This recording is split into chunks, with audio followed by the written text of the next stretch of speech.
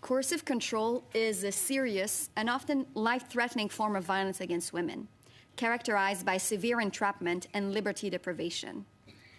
The response to this violence can take the form of a new crime as a way to recognize the persistent gaps in how the criminal justice system addresses intimate partner violence.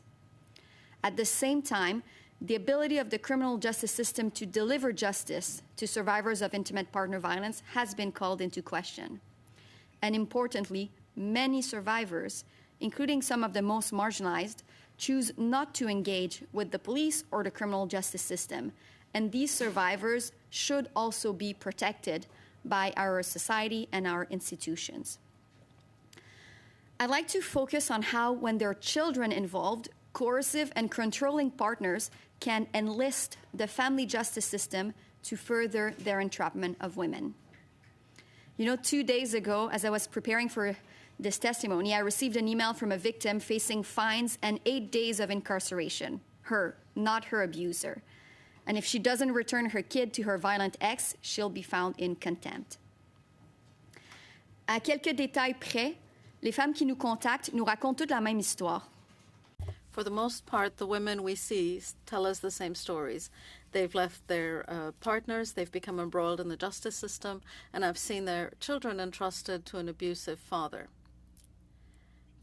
How have courts come to this, and why are they entrusting children to a violent father?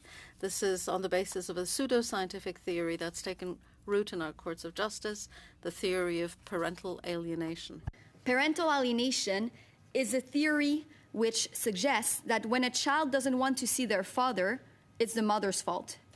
In practice, this concept is being used in family courts across the country to punish mothers for disclosing family violence. And rather than being listened to and validated in their experience of abuse or neglect, children are told that their feelings are not appropriate. Children are being forced to spend time or even live with their father, even when they greatly fear him. The concept of parental alienation and its dramatic interventions, such as children being prevented from having any contact with their primary caregiver, are not supported by credible science. They rely on myths and stereotypes about family violence, and they are causing extreme harm to mothers and children. This is why the National Association of Women and the Law and 250 other feminist organizations across all provinces and 2 territories in Canada are calling for the federal government to ban parental alienation accusations from being used in family court. This demand echoes a recent report by the UN Special Rapporteur on Violence Against Women and Girls, which called on all countries to legislate to prohibit the use of parental alienation concepts in family law. Spain has explicitly prohibited, through legislation, the use of this pseudo-concept. Canada needs to be next.